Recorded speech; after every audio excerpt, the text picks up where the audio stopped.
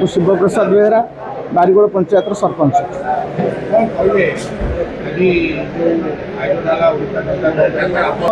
ମୁଖ୍ୟମନ୍ତ୍ରୀଙ୍କର ପ୍ରତିଷ୍ଠାତା ହୋଇଛି ଯେଉଁ ଓଡ଼ିଶା ଜନତା କଂଗ୍ରେସର ଆଜି ସାଲେପୁର ମଧୁମାଟି ତାଙ୍କୁ ସ୍ୱାଗତ କରିଛି।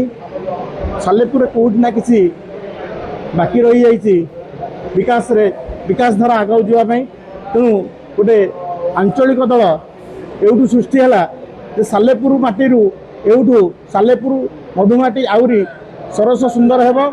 ଆଉ ଯୁବକମାନଙ୍କୁ ପାଇଁକି ଯାହା ଦରକାର ତାଙ୍କର ସବୁ ନ୍ୟାଯ୍ୟ ଦାବି ସବୁ ପାଇଁ ମା'ମାନଙ୍କ ପାଇଁ ଯେଉଁ ଆମର ନିର୍ଯାତନା ଯେଉଁ ହେଉଛନ୍ତି ତା ପାଇଁକି ନ୍ୟାୟ ଏଉଠୁ ଓଡ଼ିଶା ଜନତା କଂଗ୍ରେସର ତାର ଆରମ୍ଭ କରିବ ସବୁକିଛି। ତେଣୁ ନେତୃତ୍ୱ ଏଠୁ ଧୀରେ ଧୀରେ ସାରା ଓଡ଼ିଶାକୁ ଏଉଠୁ ପ୍ରଭାବିତ କରିବ ଆଉ ବହୁତ ପ୍ରଗତି ପଥରେ ଆଗେଇ ଚାଲିବ।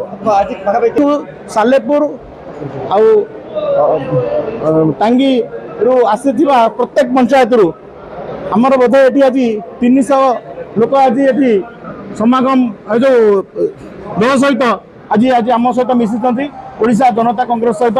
ତେଣୁ ମୁଁ ତାଙ୍କୁ ହୃଦୟରୁ ଧନ୍ୟବାଦ ସାଧୁବାଦ ଜଣାଉଛି, ସ୍ୱାଗତ ଜଣାଉଛି।